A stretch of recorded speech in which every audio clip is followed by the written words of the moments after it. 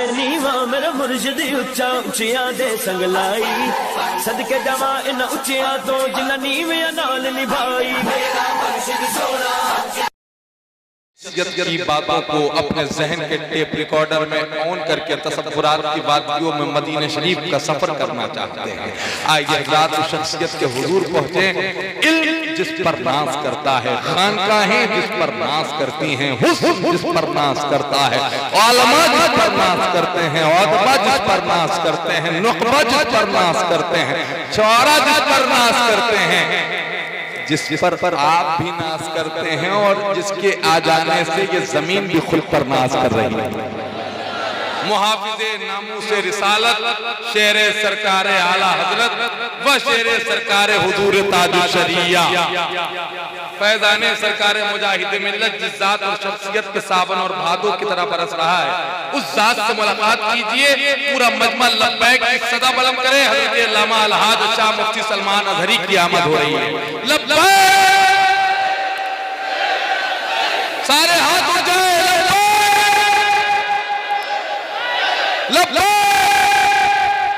और मोहब्बत से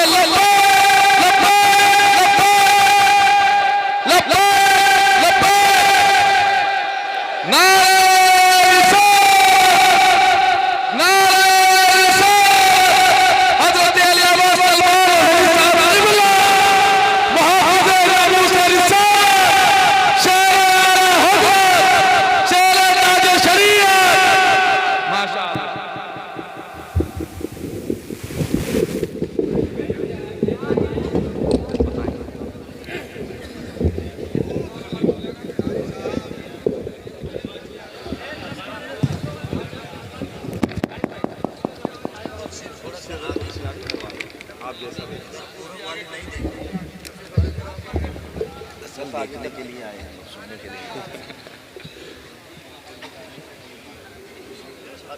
अब ठीक है भाई।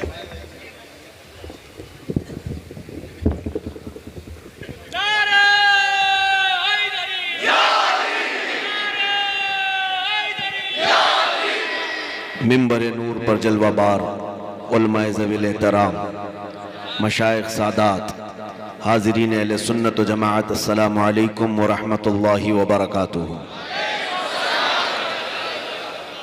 अल्हम्दुलिल्लाह अल्हम्दुलिल्लाहिल हन्नानिल मन्नान अल्लज़ी खलक़ल इंसान व अल्लमहुल बयान वस्सलातु वस्सलामु अला रसूलिही सय्यिदिल इंसी वल जान व अला आलिही व अस्हाबिही ज़िल खैरि वल इहसान, अम्मा बअद। फ़अऊज़ु बिल्लाहि मिनश शैतानिर रजीम, बिस्मिल्लाहिर रहमानिर रहीम।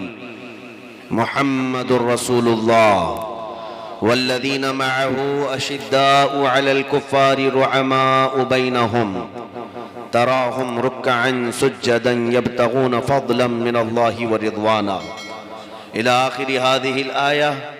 सदक़ल्लाहु मौलानल अज़ीम। बारगाह रिसालत मुआब सल्लल्लाहु अलैहि वसल्लम में दुरूद पाक का हदिया पेश करें। अल्लाहुम्मा सल्लि अला सय्यिदिना व मौलाना मुहम्मदिन मअदनिल जूदि वल करम व आलिहि व अस्हाबिहिल किराम व इब्निहिल करीम व बारिक व सल्लिम सलातन दाइमतन सरमदन अबदा बमुस्तफ़ा बरसां खैश के दी हमाऊस्त गर बऊ न रसीदी तमाम बू लहबीस्त। वो जो न थे तो कुछ न था, वो जो न हो तो सबको पता है, वो जो न हो तो जान है वो जहान की और जान है तो जहान है। अजीज़ान गिराम वक़ार, बड़ा जिम्मेदार मिंबर है। उलमा, मशाइख, हुफ़ाज़, दीन के अजीम रहनुमा यहाँ पर जलवाबार है। नातें और तकरीरें अवामुन्नास को अकीदा भी देती हैं और उनके ईमान की मिसाल को और उनके ईमान के सही रास्ते को भी उन्हें दिखाया करती हैं। इसीलिए यहाँ से जो बोला जाए उसकी जिम्मेदारी बहुत ही ज़्यादा बढ़ जाती है, बहुत ही ज़्यादा बढ़ जाती है। ऐसे नहीं कि चलते फिरते रास्ते में जो कुछ भी बोल रहा है इसी तरह मिंबर रसूल से भी बोल जाए। शायर भी हो कि मुकर्रिर भी हो, नाप तोल कर बोलना जरूरी है, इसलिए कि ये बरसों तक लोगों का अकीदा बन जाएगा। लोग अवामुन्नास दीन सीखते हैं इन मिंबरों से। इन जलसों में आते क्यों हैं? इसीलिए आते हैं कि दीन सीखें।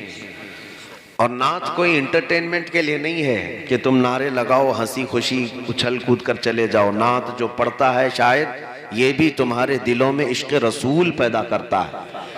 आला हजरत फाजिल बरेलवी रहमतुल्लाह ताला अलैह ने लिखा है, आपसे पूछा गया कि अगर हुजूर की मोहब्बत बढ़ाना है तो क्या करें? आला हजरत ने फरमाया, अच्छे अशआर अच्छे शायर से सुने जाएं, खुश इल्हान नात खां से सुने जाएं, उससे जज्बा इश्क रसूल बढ़ता है। लेकिन ये बात हमेशा याद रखें, एक शेर तकरीर से ज्यादा भी असर करता है, और इन अशआर में अकीदा भी और ईमान भी और बहुत कुछ समाया हुआ होता है। इसीलिए मैं आज आपको खुलासा कलाम मेरा ये बता दूं कि मिन जुमला अहले सुन्नत व जमात मशरिक व मगरिब शुमाल व जुनूब और मुतकद्दिमीन मुताखिरीन, पहले वाले अब वाले, सबका मुत्तफका अकीदा मोहम्मद सल्लल्लाहु अलैहि वसल्लम अल्लाह के रसूल हैं, खातमुन नबिय्यीन हैं, रहमतुल लिल आलमीन।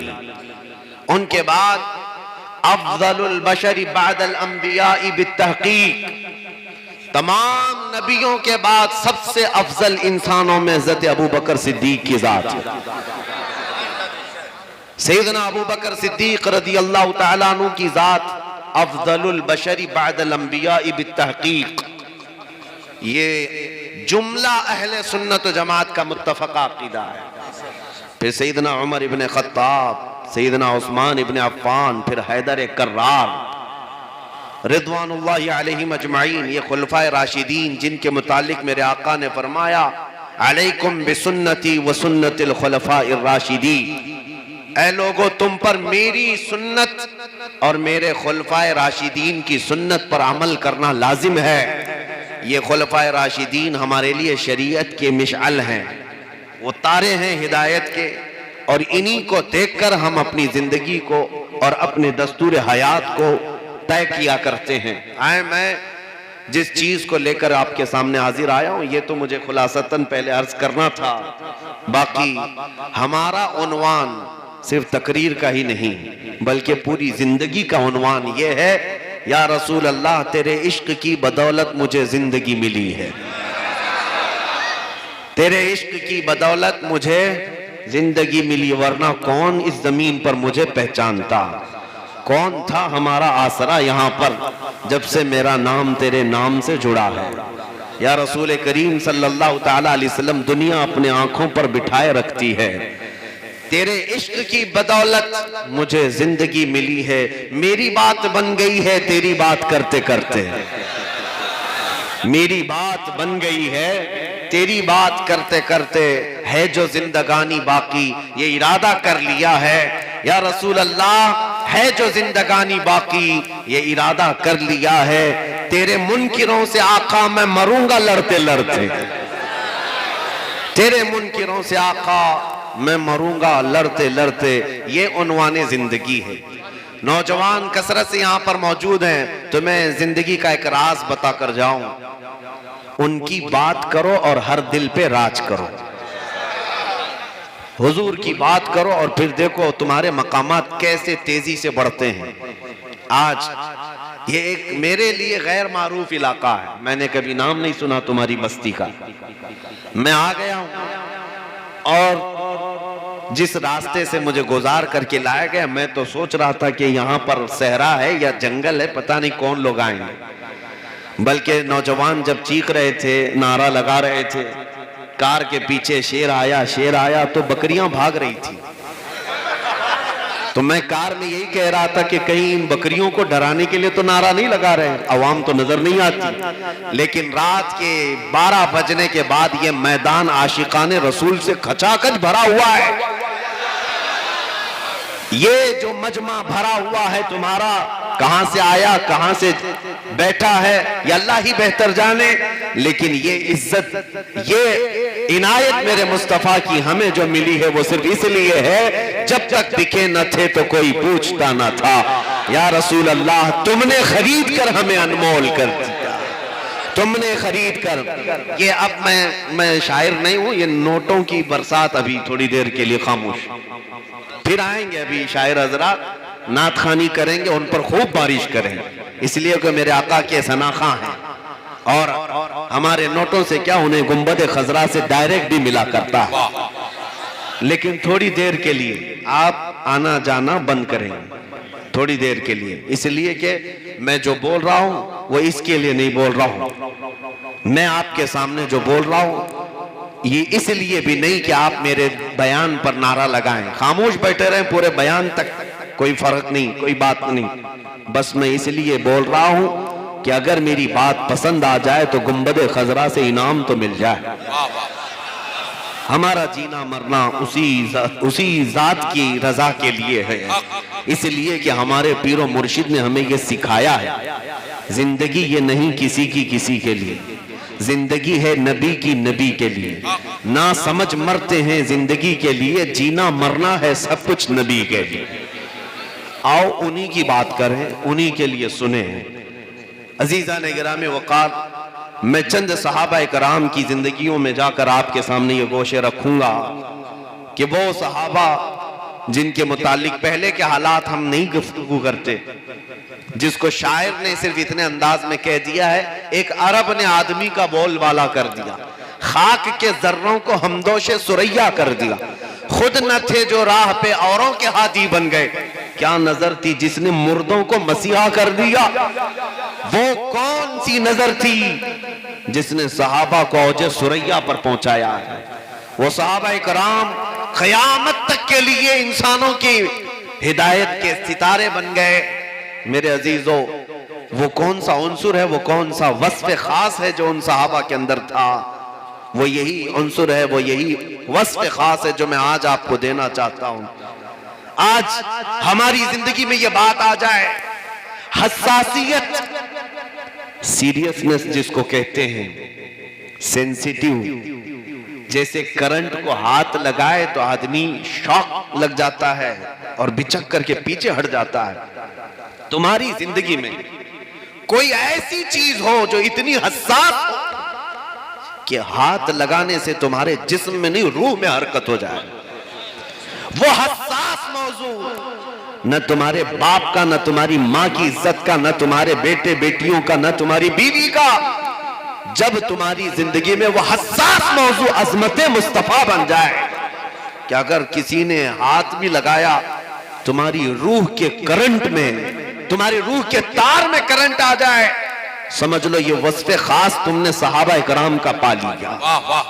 सहाबा इकराम का वस्फ़े खास पा लिया, इसलिए कि सहाबा भूखे रहे, प्यासे रहे, पेट पर पत्थर बांध कर रहे, उनके पीठ से लग जाते, सब बर्दाश्त किए। हजरत अबू हुरैरा से पूछो, फरमाते एक खजूर पर पूरा दिन गुजर जाता था। उनके पास पैबंद लगे कपड़े थे। एक जंग तो है जिसको सहाबा इकराम रिज़वानुल्लाह ताला अलैहिम अजमईन ने पैबंद लगी जंग का है।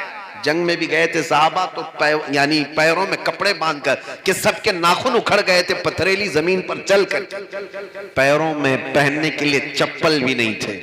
लेकिन उनके साथ जो वस्फ था, उन्होंने कभी चप्पलों की तरफ नहीं देखा, पेट पर बंधे हुए पत्थर की तरफ नहीं देखा, अपने घरों की बिखरी हुई छतों को नहीं देखा, लेकिन जब कोई चीज देखते तो अजमत मुस्तफा की तरफ। क्या अगर किसी ने इन हालतों में भी नबी पाक की तरफ उंगली भी उठाया तो मजाल है इन सहाबा का कोई मुकाबला कर सकता, कोई मुकाबला कर सकता। आज के दौर में मैं आपको बता रहा हूं, कैसर और किसरा दो ताकतें थी उस जमाने में। कैसर और किसरा, कैसर बादशाह का लकब है, किसरा भी बादशाह का लकब है। ईरान के बादशाह को किसरा कहा जाता था, रोम के बादशाह को कैसर कहा जाता था। दो सुपर पावर ताकतें उस जमाने की, जैसे आज अमेरिका और रशिया कहलाते हैं। अब आप अंदाजा कर लें पूरी दुनिया के सुपर पावर ताकतें, उनके पास फौज कितनी होगी, हथियार कितने होंगे।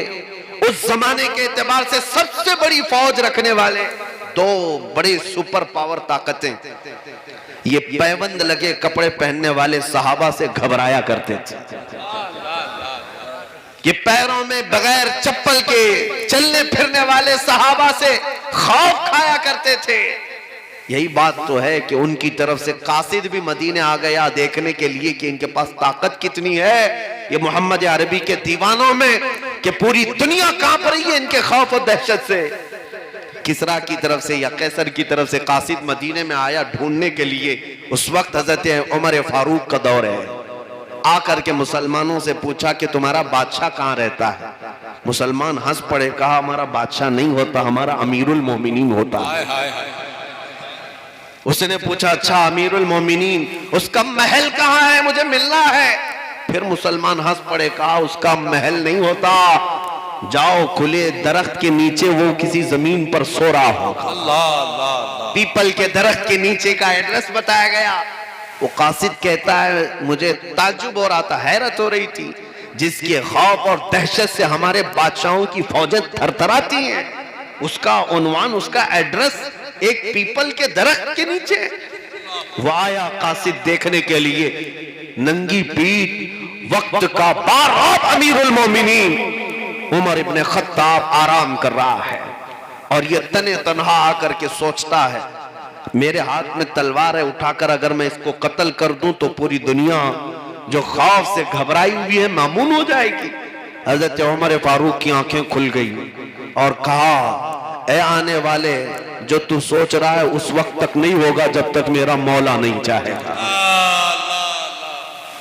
खौफ से उसके हाथ कांपने लग गए और कहा जा तेरे बादशाहों को खबर कर दे, हम सुकून से इसलिए सो रहे हैं कि हमने किसी के खून पर कुर्सी नहीं बिछाई, हमने किसी की गर्दन पर हुकूमत नहीं जमाई है, हमें ये जो मनसब दिया गया है वो मेरे मुस्तफा के कदमों की निस्बत से दिया गया और अल्लाह तबारक व तआला ने अता किया।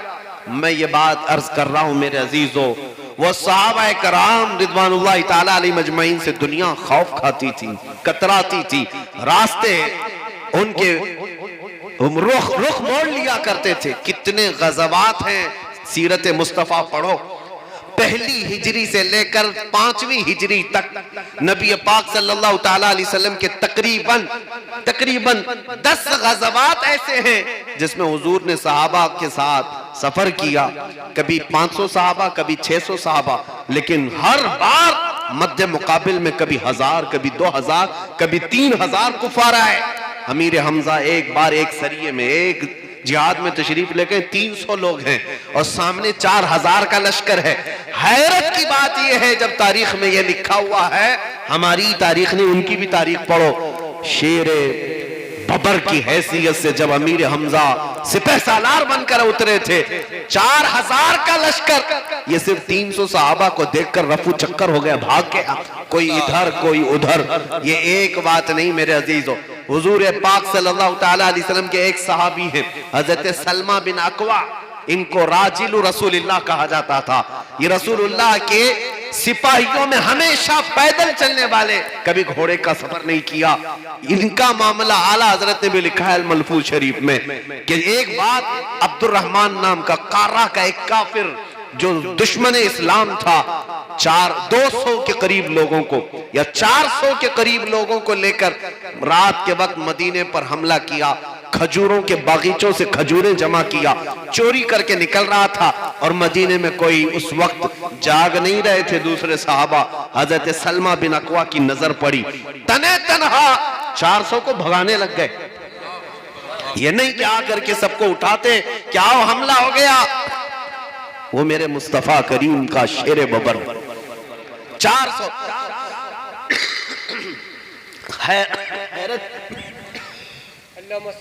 नारे तकबीर, नारे रिसालत, जश्ने सरकारे पंजताने पाक। मेरे अजीजों, बात यहां तक होती तो ठीक है, एक साहबी है 400 को भगा रहा है, लेकिन यहीं तक नहीं है।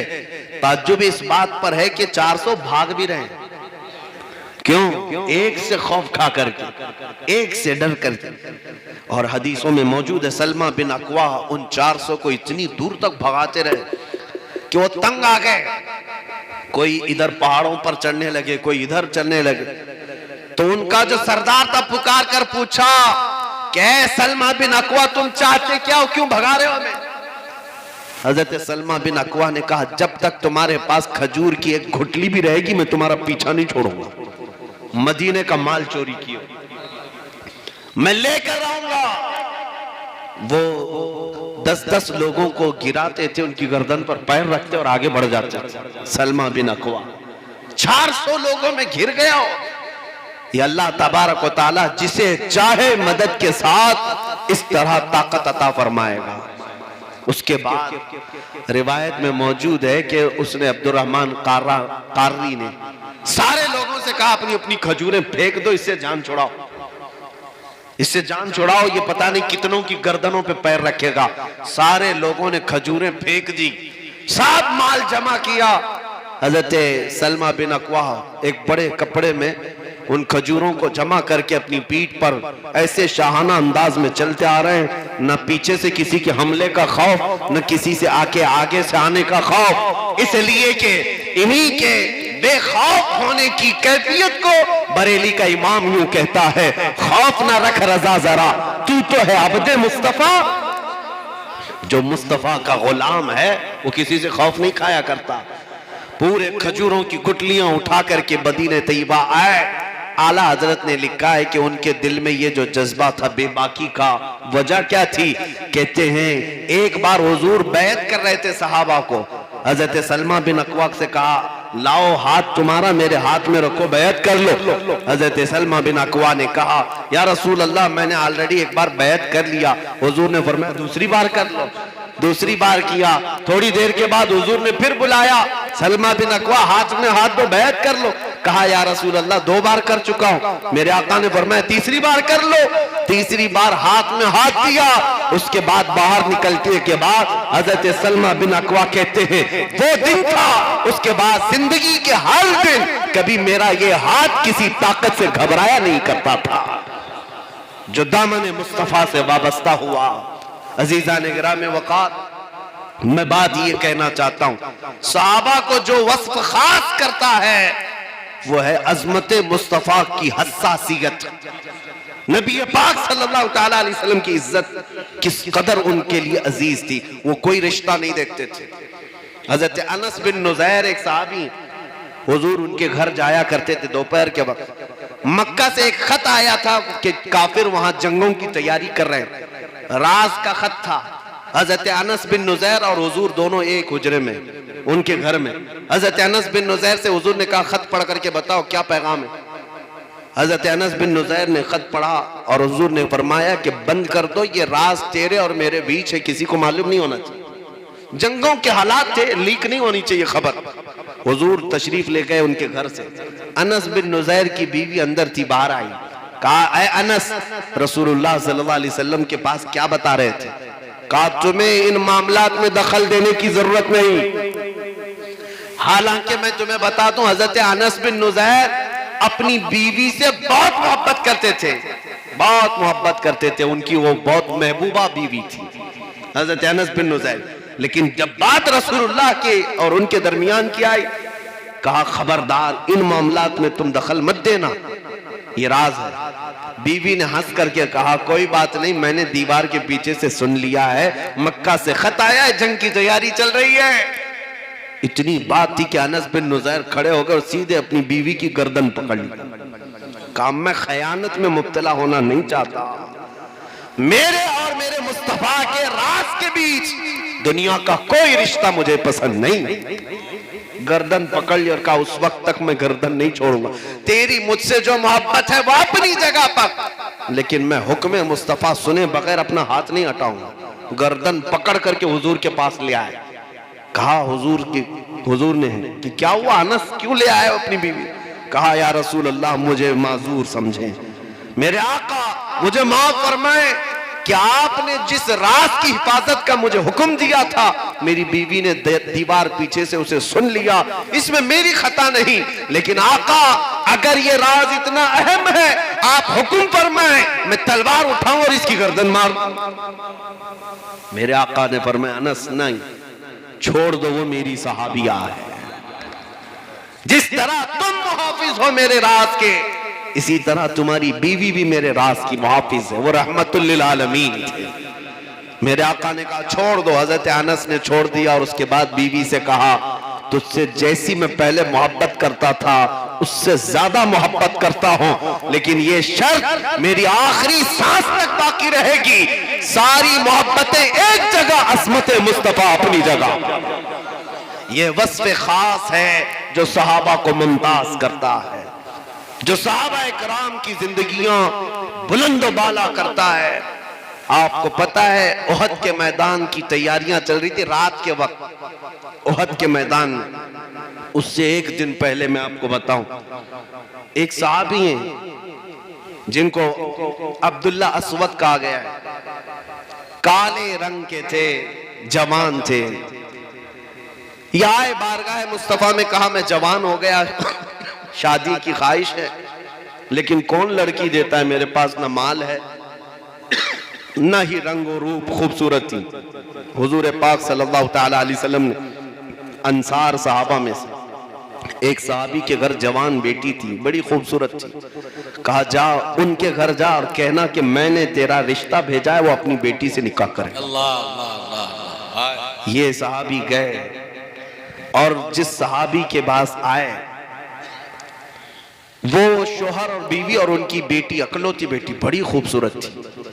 ये अब्दुल्ला अस्वद आए, उन्होंने पूछा अंसारी साहबी ने क्यों आए? कहा रसूलुल्लाह सल्लल्लाहु अलैहि वसल्लम ने भेजा है, आपकी बेटी के निकाह का पैगाम लेकर आया हूं। उन्होंने ऊपर से नीचे देखा, काले रंग का जवान, इसे जानते हैं मदीने में, और अकलौती बेटी है, लेकिन वो भी सहाबी है, सहाबी का घर है। शोहर और बीवी एक दूसरे को देखने लगे और उसके बाद अब्दुल्ला अस्वद से कहते हैं आप जाएं, हम हुजूर से बात कर लेंगे, अपनी बेटी से बात कर लेंगे। तो हजरत अब्दुल्ला अस्वद कहते हैं मुझे तो रोजाना रिजेक्शन की आदत है, हर जगह से लोग कहते ही थे कि तुमको नहीं देंगे, कोई बड़ी बात नहीं थी, वापस पलट कर चला गया। उस सहाबी रसूल की बेटी अंदर घर में थी, बाहर आई, सुन रही थी। कहा बाबा कौन आया था? कहा कि हुजूर के पास से एक जवान आया था, काले रंग का, तेरे रिश्ते का पैगाम लेकर। कहा क्या कहा आपने? कहा तुझसे तो हमने पूछा भी नहीं था, हमने सोचा वो बाद में बात कर लेंगे। बेटी, अल्लाहु अकबर, सहाबी की बेटी है घर में, कहती है बाबा आपने सिर्फ उसका रंग देखा, भेजने वाले का हुस्न नहीं देखा। किसने भेजा था? बाप ने। बाप से बेटी कह रही है आप ये हरगिज न देखते कि कौन रिश्ता लेकर आया है, ये देखते कि रिश्ता किसने भेजा है। बाबा आप फौरन जाएं अल्लाह के रसूल के पास, अपनी खता की माफी तलब करें कि हमें ताखीर हुई, या रसूल अल्लाह आपका भेजा हुआ हमें मंजूर है। बेटी का ईमान देखिए, ये सहाबा का वस्फ खास है।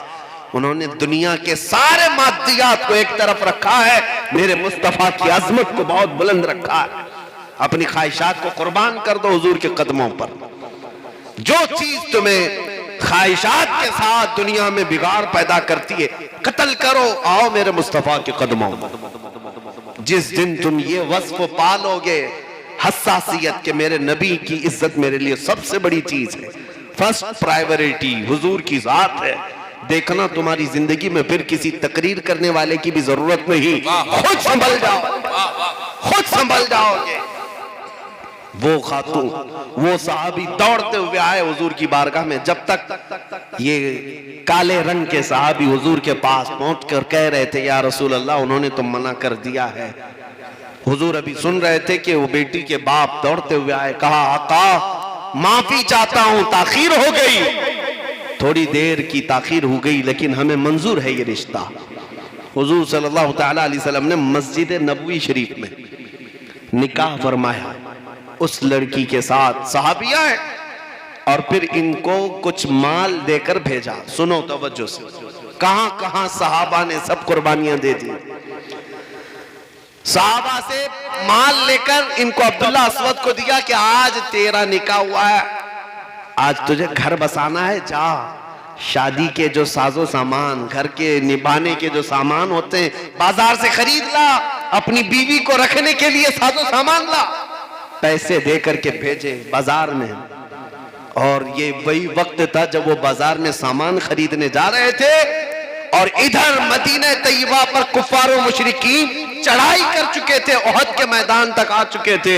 मेरे आका ने ऐलान करवा दिया, मुसलमानों चलो अल्लाह की रजा की खातिर इज़हबू इलल जिहाद फी मरदातिल्लाह। उनके कानों में आवाज आई, अल्लाह के नबी सहाबा के साथ मैदान ओहद जा रहे हैं। तो जो अपने घर के साजो सामान, शादी के साजो सामान खरीदने गए थे, गए फौरन तलवार खरीदी, जीरा खरीदा और लोहे की टोपी खरीदी, नेजा खरीदा, ढाल खरीदा, घोड़ा खरीदा, पूरे पैसों में उन्होंने जंग का सामान खरीदा। शादी का कोई सामान ही नहीं लिया। हाय हाय, पैसे भी नहीं बचाए कि बाद में आकर के देखेंगे घर बसाने के लिए। कहा नहीं, अभी मेरे मुस्तफा के साथ जाना। आज शादी हुई है, माल मिला है, कौन सा दूल्हा है जो अपनी शेरवानी में और अपने खुशियों में कटौती करना चाहता है? कुछ नहीं। आज के दौर में कौन है? वो अब्दुल्ला अस्वद है कि पूरा माल जंग के सामान खरीद लिए। उस वक्त वो गरीब थे, बहुत गरीब थे। पूरे पैसों से पहली मर्तबा उनके पास जंग का सामान आया। लोहे की टोपी होती, लोहे की जीरा होती, जंगों में बचने के लिए पहना जाता। जब ओहद के मैदान में आए, एक बतले जलील, एक बहादुर घोड़े पर बहुत खूनरेज लड़ाई लड़ रहा है, सफों की सफेद चीर रहा है। मेरे मुस्तफा करीम सल्लल्लाहु तआला अलैहि वसल्लम अपने खीमे से देख रहे थे। सहाबा से पूछा, जानते हो ये कौन है? सहाबा गौर से पीछा करते हुए देखते रहे और कहते हैं, आका ये हम में नया है, कोई मदीने वाला नकता नहीं है। सहाबा में से कोई ये महसूस नहीं होता, हम सबको पहचानते हैं, ये अंसार में से भी नहीं, मुहाजिरीन में से भी नहीं। मेरे आका ने फरमाया, तुम्हें खता हो गई, मैं उसकी कहनियों के रंग से पहचान रहा हूं, वो मेरा अब्दुल्ला अस्वद है।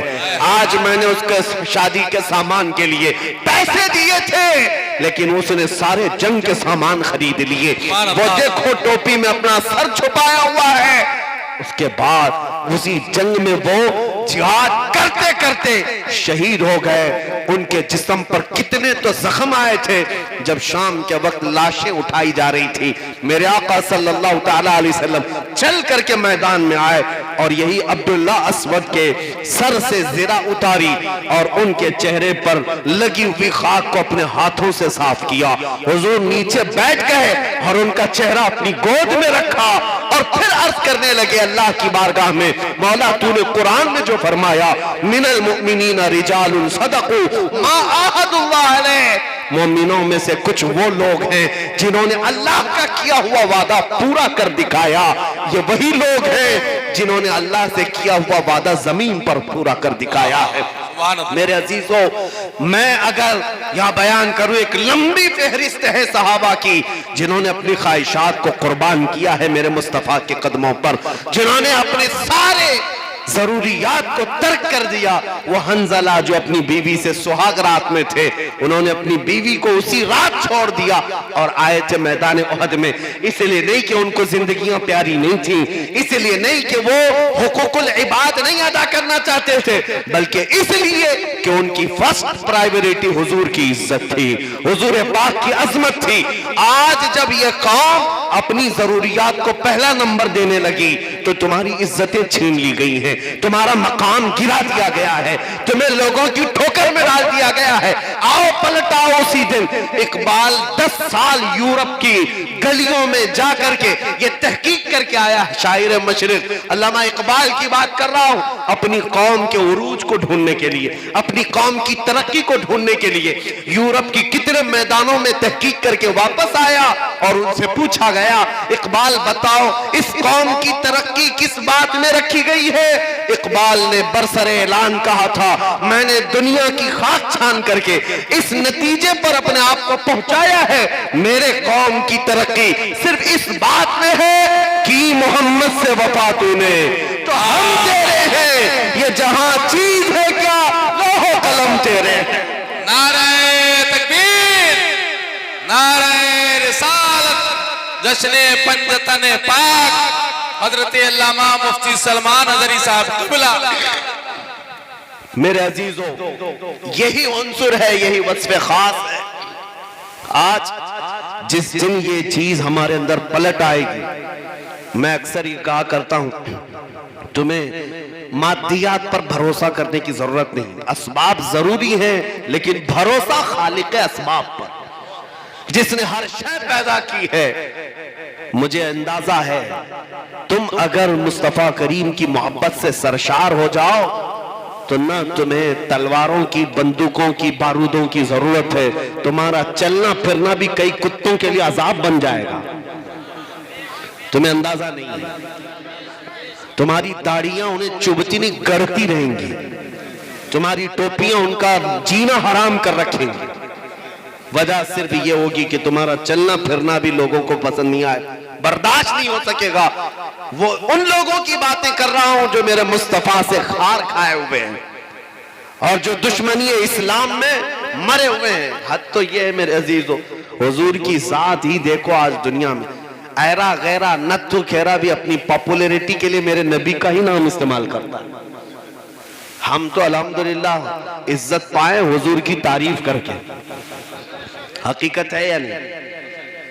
आप भी अगर अपने नबी की अजमत बुलंद कर रहे हो और अल्लाह ने तुम्हें इज्जत दी है तो ये फख्र की बात है, मैं मेरे नबी के कदमों से पाया। लेकिन कुछ कुत्ते यहाँ भौंकते हैं, मैं उनसे यही कहता हूँ, तुम्हारे पास कोई ऐसा गुरु घंटाल था ही नहीं जिस पर बोलकर तुम दुनिया में फेमस होते। तुम्हें अपने आप को पहचानवाने के लिए भी मेरे नबी का नाम लेना पड़ा। बदनामी में नाम लेना चाहते हो हुजूर का, लाओ तुम्हारे यहां कोई ऐसी शख्सियत हो जिसके अखलाक और किरदार पर चांद और सूरज भी कसमें खाया करते हैं, जिसके हुस्न के लिए हुराने जन्नत भी बेकरार हो। लाओ ऐसी कोई शख्सियत, हरगिज न ला सकोगे क़यामत तक। इसीलिए हमारे घर में तुम्हें बार बार घुसना पड़ता है। हमारे घर में एक बात मेरे उस्ताद फरमाया करते थे, औरतों में हसद की आदत होती है, जलन की, लेकिन एक चीज याद रखो कि कोड़ी से कोई जलता नहीं, सफेद दाग वाले से कोई जलता नहीं, कोड़ी से कोई हसद नहीं करता। हुस्न है तो बहुतों को हसद है। औरतों के मुतालिक ये कहा गया है, मैं सबकी बात नहीं कर रहा हूं, फितरत की बात। कोई बहुत ज्यादा हुस्न वाली है तो उससे दूसरे जलते हैं। आज तुम सबसे ज्यादा डिस्कस किए जा रहे हो तो वजह यह है कि तुम्हारे पास इस्लाम का हुस्न है।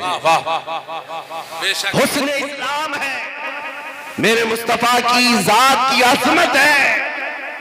ये ना चाहते हुए भी इनके दिलों में ये बात मौजूद है कि हम भौंकते हैं अपने गुफे में बैठ करके। उनको पता है हम एक चार दीवारी में बैठ करके भौंक तो सकते हैं, लेकिन ये हजारों के मजमे को तो दूर की बात, इनके 8 साल के बच्चे के दिल से भी हम मोहम्मद को निकाल नहीं सकते सल्लल्लाहु अलैहि वसल्लम। उन्हें यकीन है इस बात का, उन्हें पता है। लेकिन इसी शमा को मैं बुलंद करना चाहता हूं जो आज भी तुम्हारे दिलों में बची हुई। सच बताओ अपने दिल पर हाथ रखकर, रात के 1 बजे कौन से नेता का मजमा जमा होता है?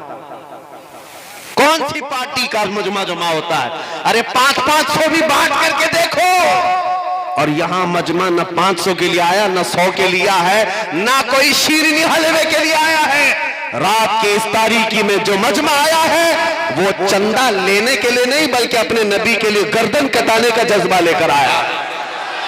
लब्बैक लब्बैक लब्बैक लब्बैक लब्बैक। आज भी पूरी दुनिया में तन्हा इस्लाम और मुसलमानों की जात ऐसी है, मुसलमानों की जात ऐसी। अमेरिका का एक बहुत टॉप लेवल का, जिसको सेलिब्रिटी कहें, अभी अभी कन्वर्ट हुआ बेचारा, उसके ऊपर वो मुसलमान हुआ, उसके ऊपर पूरी मीडिया, सोशल मीडिया पीछे पड़ी हुई है। उसने एक स्टेटमेंट दिया था। वो पहले एथिस्ट था, मुल्हिद था, कोई दीन ही नहीं, नास्तिक, इस्लाम में आया। उसने कहा कि मुझे कोई धर्म अच्छा नहीं लगता था, कोई धर्म नहीं, लेकिन मैंने अपना दिमाग लगाकर सोचा दुनिया में बुराइयां बहुत हैं, तो बुराइयां हैं तो सिर्फ बुराइयां ही नहीं हो सकती, अच्छाइयां भी होंगी। अपोजिट तो होता ही है, अगर बुराई है तो उसके बदले में अच्छाई होगी। उसने कहा जब इतनी बुराइयां हैं तो फिर अच्छाइयां कहां हैं? जब मैं ये ढूंढने के लिए निकला तो मुझे मदीने में नजर आ गई, ताजदार मदीना में नजर आ गई, जो हर बुराई के खिलाफ खड़ा होता है। और उसने एक स्टेटमेंट दिया कि पूरी दुनिया में सबसे ज्यादा अपने दीन के लिए कोई हसास कौम है तो सिर्फ मुसलमान है। वो अपने दीन के लिए, अपने रिलीजन, अपने धर्म के लिए मरने को भी तैयार है, मारने को भी तैयार। ये मेरा स्टेटमेंट नहीं, न्यू मुस्लिम है। और उसने एक बहुत अलग बात कही, उसकी मिसाल अगर देखनी है तो उसने कहा दुनिया में बहुत सारे धर्म हैं, कोई अगर ईसाई कंट्री में, क्रिश्चियन कंट्री में ईसा अलैहिस्सलाम के नाम के खिलाफ कोई बैनर लेकर के घूमे, उनकी शान में कुछ भी बोले, उनको कुछ फर्क नहीं पड़ता, वो आजाद लोग हैं। वो ये कहेंगे, ये एक फ्रीडम है स्पीच की, एक्सप्रेशन की, इजहार राय की आजादी है। बहुत सारी कंट्री में उनकी अगर गवर्नमेंट हो तब भी उनको फर्क नहीं पड़ता, लेकिन वो ये कहता है तुम्हारी हुकूमत हो और उसमें चंद मुसलमान रहते हो, एक बार मोहम्मद अरबी सल्लल्लाहु ताला अलैहि वसल्लम की कोई गुस्ताखी करे और फिर खुलेआम घूम के दिखाए,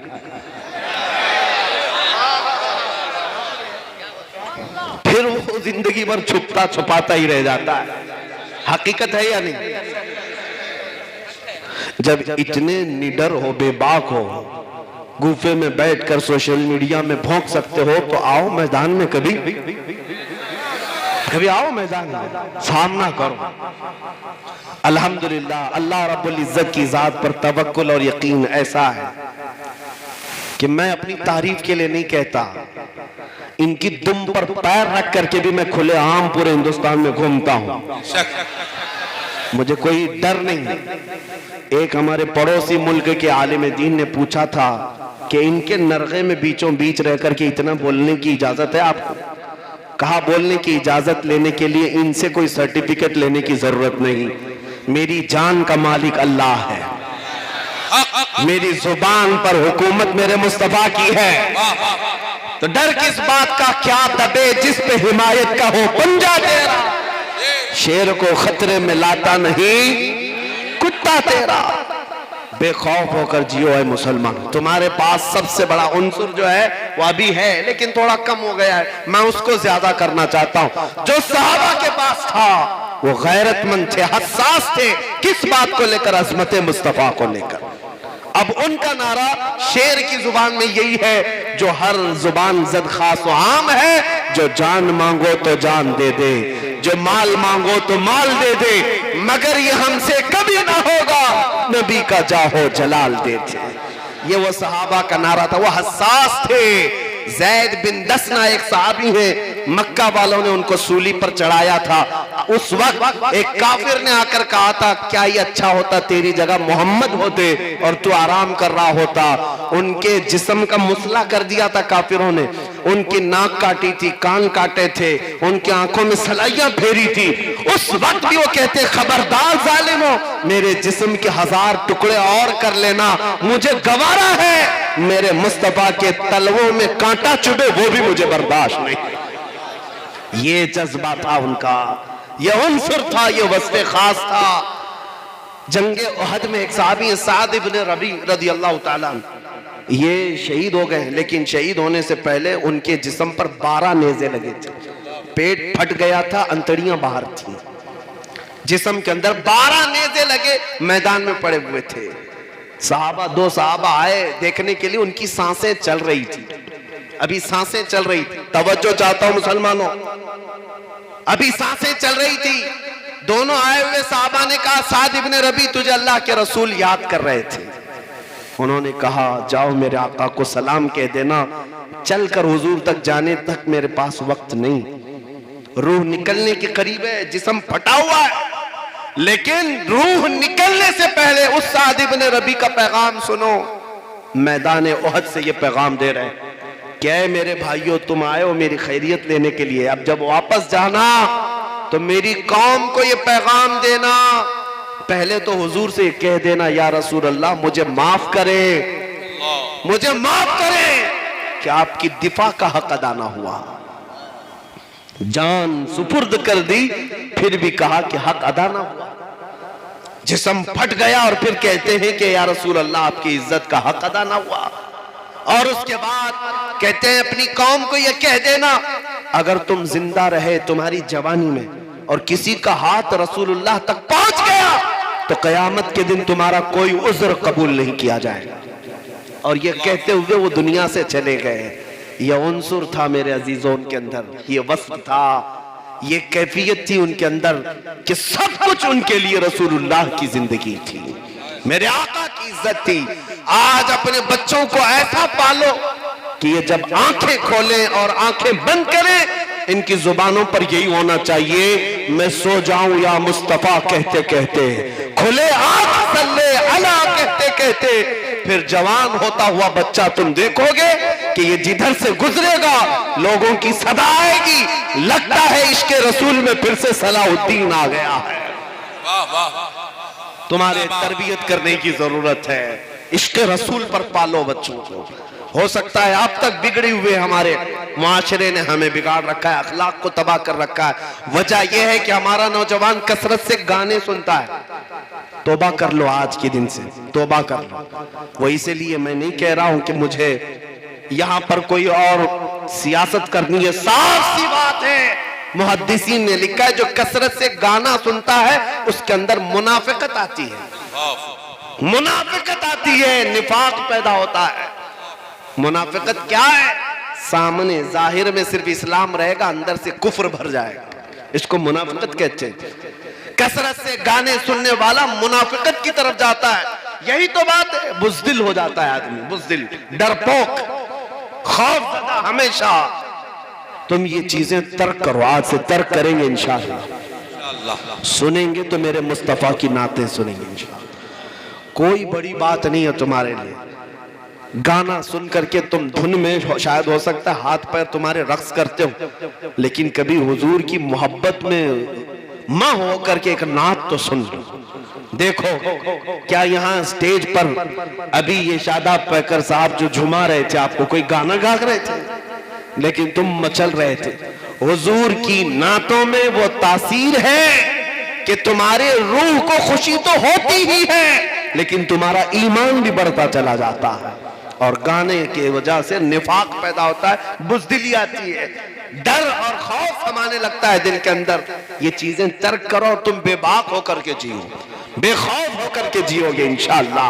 हराम चीजें यूं ही निकलती चली जाएंगी। मेरे अजीजों, दुनिया ये जानती है कि ये शेर बेदार हुआ तो बहुतों की नींद हराम हो जाएगी, इसलिए इसके हाथ में टिकटॉक पकड़ाओ, इसको मुजरे करवाओ, इसको इंटरनेट की दुनिया में फंसा कर रखो, इसे नशा का एडिक्ट बना दो, इसको औरतों का पागल बना कर रखो। दुनिया ये जानती है मोहम्मद अरबी के गुलामों की ताकत क्या है। ये अगर निकल जाते हैं तो तूफान भी अपना रुख मोड़ लिया करते हैं, समंदर भी खुल जाया करते हैं, इनके लिए रास्ते दे दिया करते हैं। दुनिया को तारीख मालूम है, इसीलिए मेरे अजीजों उनको ये सारी फिक्र सताती रहती है कि जितना हो सके मुसलमान कौम को मसरूफ रखो नशा में, आवारगी में, बदअखलाकी में। तुम ये सारी जंजीरें तोड़ो और निकल आओ। तुम्हारी आंखें अब आज के दिन से इस बात का इंतजार करेंगी, दुनिया का हुस्न तो बहुत देखा है, लेकिन अब मुझे अगर कुछ देखना है तो क्या देखना है? यही मेरे आका आओ कि मुद्दत हुई है, तेरी राह में अखियां बिछाते बिछाते, तेरी हसरतों में, तेरी चाहतों में बड़े दिन हो गए घर को सजाते सजाते। आज से जिएंगे यही तमन्ना लेकर के, आज से जिएंगे यही तमन्ना लेकर के कि अब आंखें हमारी अल्लाह की बारगाह में ये दुआ करो, ऐ अल्लाह कुछ ऐसा कर दे मेरे किरदिगार, आंखों में हमेशा नक्श रहे रूए यार, आंखों में उन्हें न देखा तो किस काम की है ये आंखें कि देखने की है सारी बहार। आंखों में फरिश्ते जो पूछे कब्र में किसकी उम्मत हो, मुफ्ती आजम हिंद जैसा आशिक रसूल होना चाहिए। हुजूर के चेहरे को ऐसा संभालो अपनी आंखों में कि कब्र में पहुंचोगे, फरिश्ते पूछ भी लिए कि तुम किसकी उम्मत हो, तो आशिक रसूल कब्र में क्या जवाब देता है? लो देख लो है तस्वीर यार आंखों में, लो देख लो कि है तस्वीर यार आंखों में। इस तरह जीना सीख लो मेरे अजीजों, फिर सहाबा की वो कैफियत तुम्हारे अंदर आ जाएगी। तुम्हें ये मादी असबाब कभी भी पीछे नहीं धकेल सकते। आज के बाद से कभी ये मत कहना हमारे पास तंजीम नहीं, हमारे पास कायद नहीं, हमारे पास मालो असबाब नहीं, हमारे पास हुकूमत नहीं, हमारे पास सियासत नहीं, हमारे पास दौलत नहीं। छोड़ो ये सारी चीजें ना हो, लेकिन इस बात पर कुर्बान जाओ, सारी दुनिया की ताकतें उन गुरु घंटालों के पास, आमीना का लाल हमारे पास है, ताजदारे मदीना की मोहब्बत तुम्हारे पास है, और ये वो दौलत है जिसको पूरी दुनिया मिलकर के भी खरीद नहीं सकती और इसके बराबर नहीं आ सकती। इसीलिए उठो, कुव्वत इश्क से हर बस्त को बाला कर दो, दहर में नामे मोहम्मद से उजाला कर दो कि मोहम्मद से वफा तूने तो हम तेरे हैं। ये जहां चीज है क्या, लौहो कलम तेरे हैं। आज ले उनकी पनाह, आज मदद मांग उनसे, कल न मानेंगे कयामत में अगर मान गया। उन्हें जाना, उन्हें माना, न रखा गैर से का, लिल्लाहिल हम्द में दुनिया से मुसलमान गया। जहां से मैं शुरू किया था वही वापस आता हूं। वो जो न थे तो याद है, वो जो न थे तो कुछ न था, वो जो न हो तो, वो जो न हो तो, हमारी जिंदगी में भी वो जो न हो तो, हमारी कब्र में भी वो जो न हो तो, हश्र में भी वो जो न हो तो, पूरी कायनात में भी वो जो न हो तो, जान है वो जहान की, जान है तो जहान है। व आखिर दावाना अनिल हम्दुलिल्लाहि रब्बिल आलमीन।